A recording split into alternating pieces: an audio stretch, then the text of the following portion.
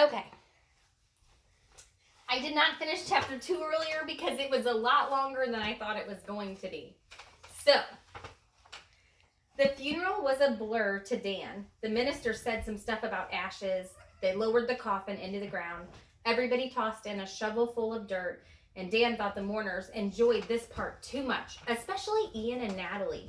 He recognized a few more relatives, Alistair O., the old Korean dude with the diamond-tipped walking stick, who always insisted they call him Uncle, the Russian lady, Irina Spassky, who had a twitch in one eye, so everybody called her Blinky behind her back, the startling triplets, Ned, Ted, and Sinead, who looked like part of a cloned Ivy League lacrosse team.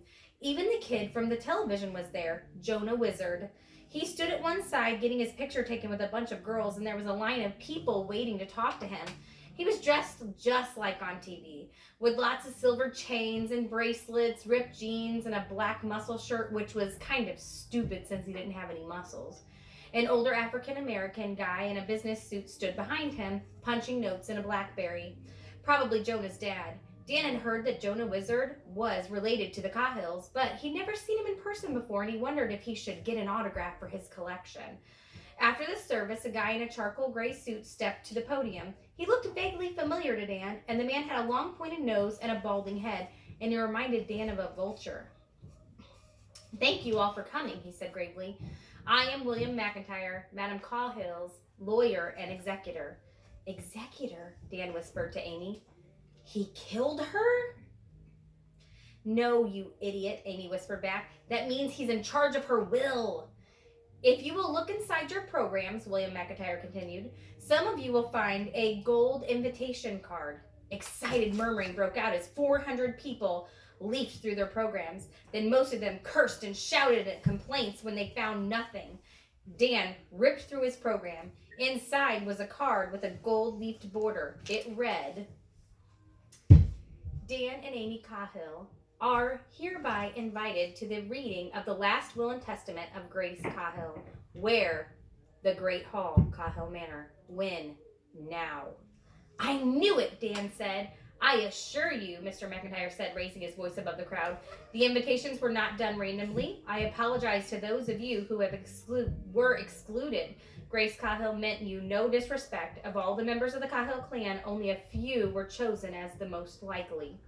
The crowd started yelling and arguing, and finally Dan couldn't stand it anymore, and he called out, "Most likely to what?" "In your case, Dan," Ian Cabra muttered right behind him, "to be a stupid American git." His sister Natalie giggled. She was holding an invitation and looking very pleased with herself. Before Dan could kick Ian in the soft spot, the gray-suited man answered, "To be the beneficiaries of Grace Cahill's will. Now, if you please, those with invitations will gather in the great hall." People with invitations hurried toward the house like somebody had just yelled, "Free food!"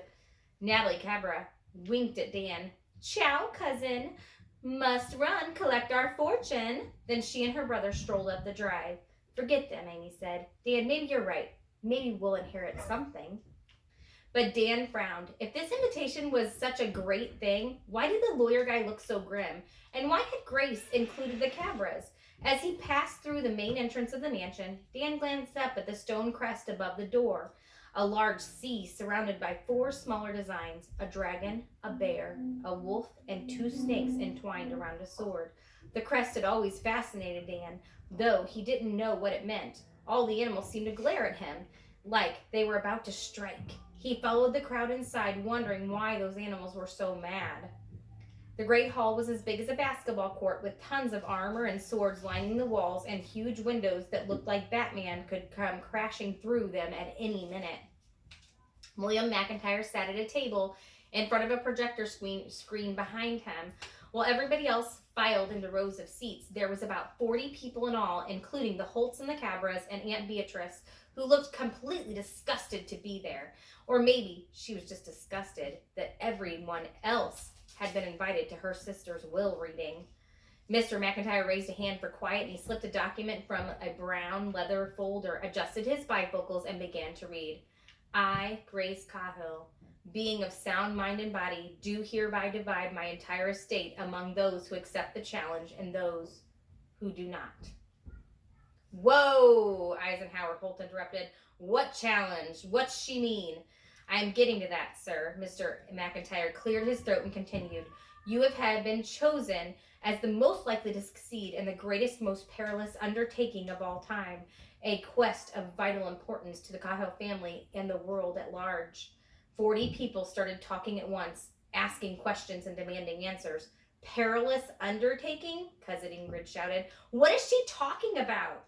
I thought this was about money, Uncle Jose yelled. A quest. Who does she think we are? We're Cahills, not adventurers.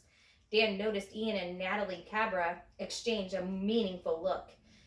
Irina Spassky whispered something to Ellen in Alistair O's ear, but most of the other spectators looked as confused as Dan felt. Ladies and gentlemen, please, Mr. McIntyre said, if you will direct your attention to the screen, perhaps Madame Cahill can explain things better than I. Dan's heart did a flip-flop. What was Mr. McIntyre talking about?